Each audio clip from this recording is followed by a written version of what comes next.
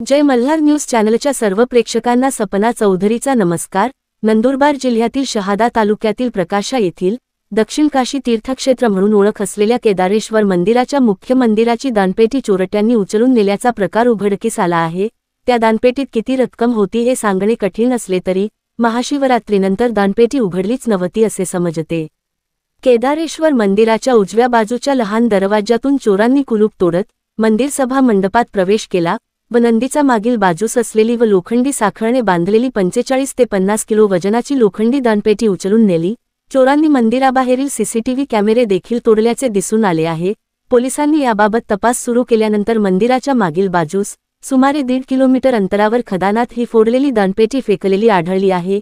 याबाबत शहादा पोलिसात गुन्हा दाखल करण्यात आला असून पोलीस अधिकचा तपास करत आहे। प्रकाशा प्रतिनिधीसह सपना चौधरी, जय मल्हार न्यूज, नंदुरबार।